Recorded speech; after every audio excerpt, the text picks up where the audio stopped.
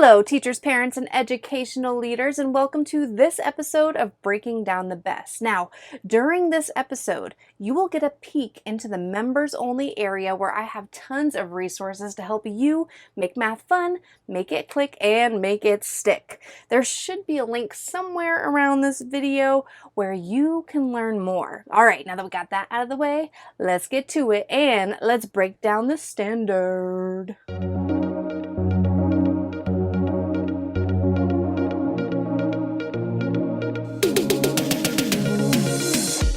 Welcome to Breaking Down the B.E.S.T, a video series dedicated to breaking down Florida's best standards for math. So grab something to write with and maybe even a snack.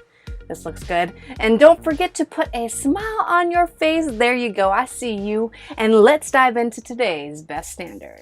Hey everyone. My name is Sarah McCarthy and I am super excited that you are joining me as we break down the following standard. Today's standard is MA.3.DP, stands for Data Analysis and Probability. Right up there. It's 1.1. Awesome. And this standard says to collect, which means to gather and represent or display numerical, so data with numbers, and categorical data with whole number values using tables, scaled pictographs, also known as picture graphs, but I think that they're going to specify that it's called pictographs. We've got scaled bar graphs, or line plots. The standard also says to use appropriate titles, labels, and units. So just to recap, we have tables, pictographs, bar graphs, and line plots in this standard. By the way, this document that I'm marking up all over is not something that I've created. No, this is something that the Florida Department of Education releases to the public, and in these Breaking Down the B.E.S.T episodes, I'm just showing you how I break down the standard in the first half of the video, and then in the second half of the video, we'll see the resources that you have access to that are strategically aligned to this standard with your Taking on the B.E.S.T membership. So let's go ahead and continue, shall we? Got some benchmark clarifications that say, let's say the expectation is to complete a representation or construct a representation from a data set. Meaning here is some data like in a table, and now take it and put it onto a line plot. Take it and put it onto a pictograph.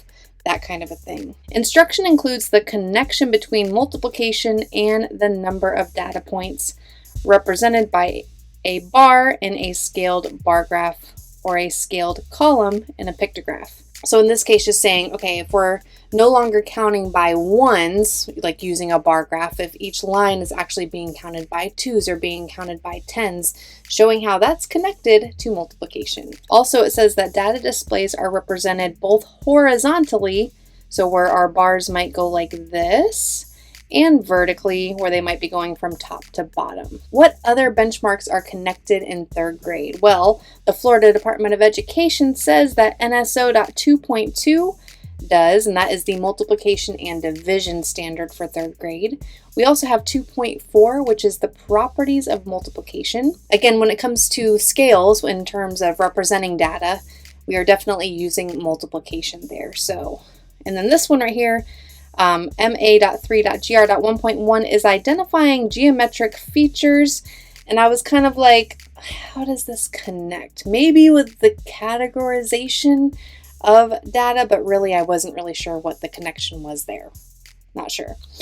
Some terms that you need to know are the bar graph, categorical data, which is data based on categories, and whole numbers.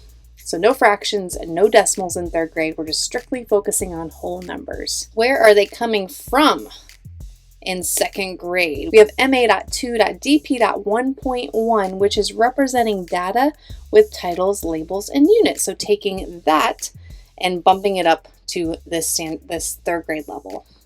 Then in fourth grade, they will also represent data, but will be shifting to something called a stem and leaf plot and breaking in those line plots again as well. Okay, for the purpose and instructional strategies section, let's see what jumped out at me. It says the purpose of this benchmark is for students to represent numerical and categorical data using tables, scaled pictographs, scaled bar graphs, or line plots. using appropriate titles, so titling our representation, tables, and units. We need to make sure that we provide students with opportunities of reading and solving problems using these scaled graphs before being asked to draw one. So showing them what it looks like and then saying, okay, now let's create our own. Instruction should include opportunities for students to collect and display their own numerical and categorical data. And you can find an activity like this in the math mission for this standard that we'll get to in a little bit in the second half of this video. Here it says in third grade, 2 extensions of previous understandings about collecting and representing data occur. First, categorical data represented in pictographs and bar graphs are scaled.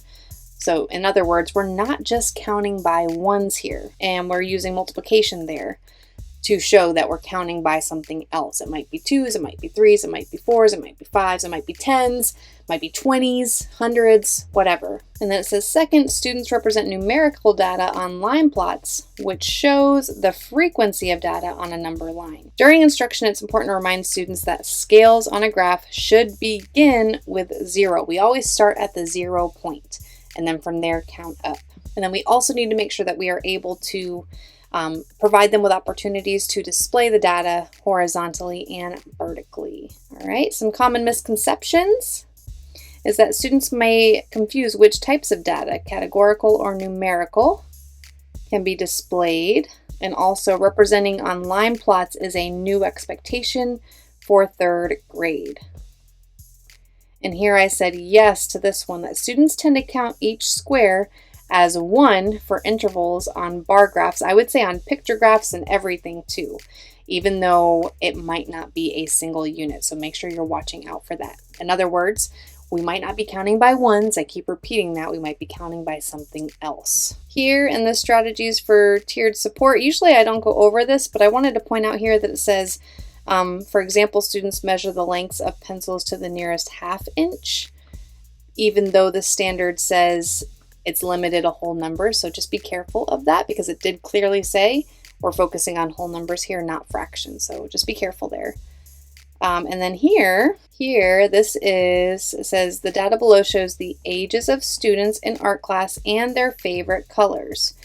So here we have categorical data that requires recording of the frequencies, which is what you would be doing using a line plot. You could also do it using a pictograph there too. And this right here would be an example of numerical data.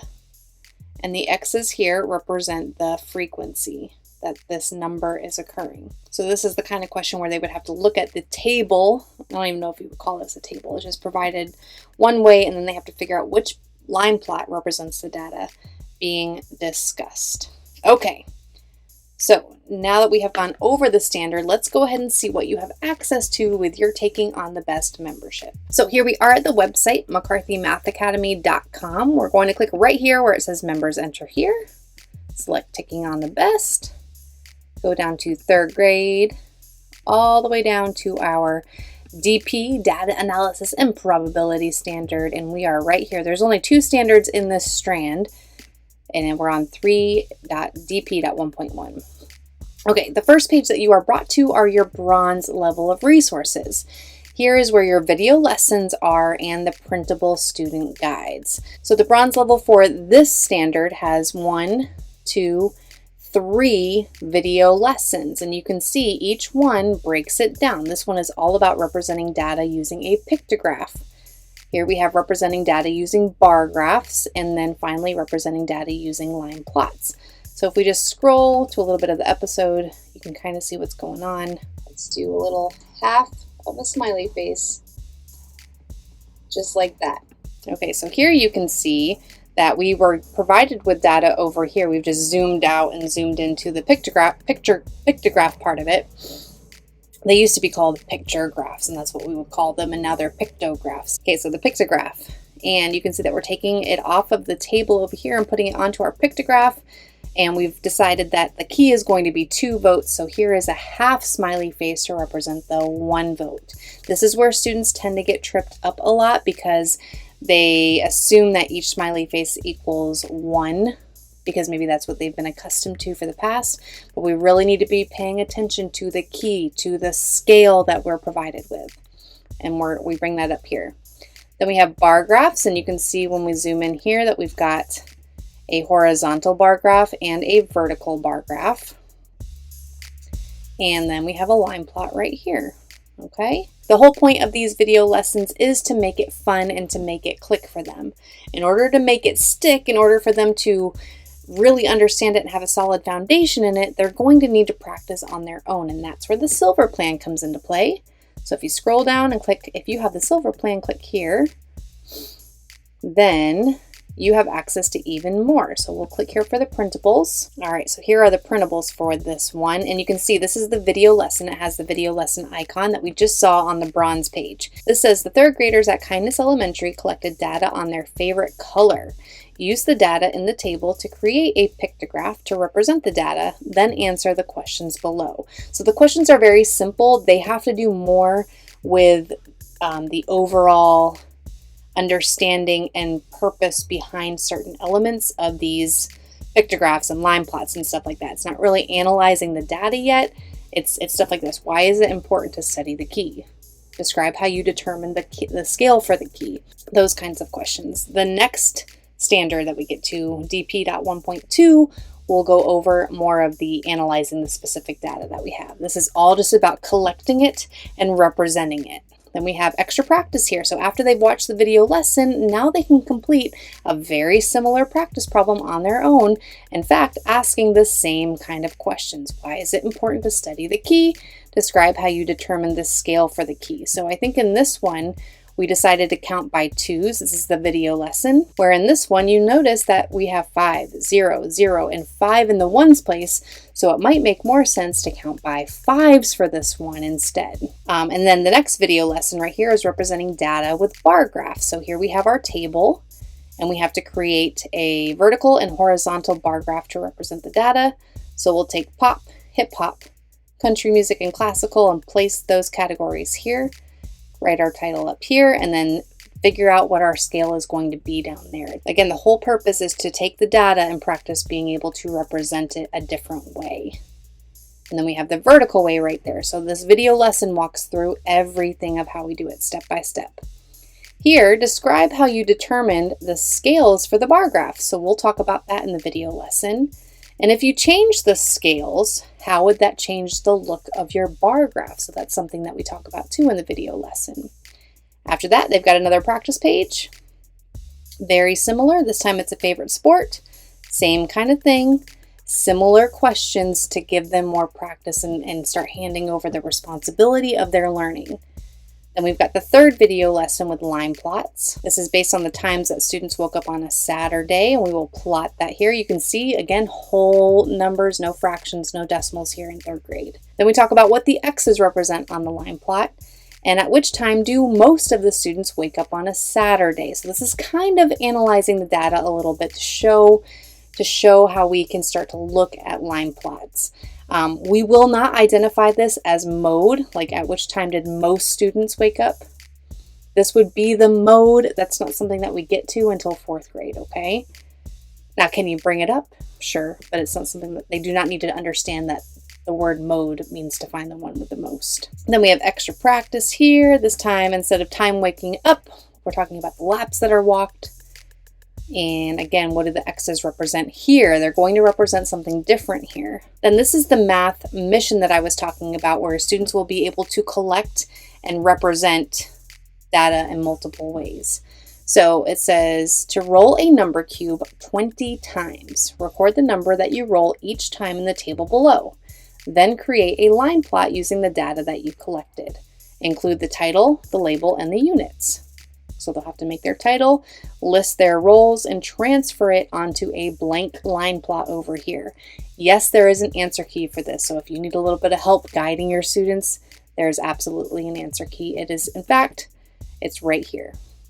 So we're looking at the printables right now, but if you click here, there's an answer key going over everything that we're talking about right now. Then we have part 2. It says use the data collected in part 1 to create a bar graph and a pictograph.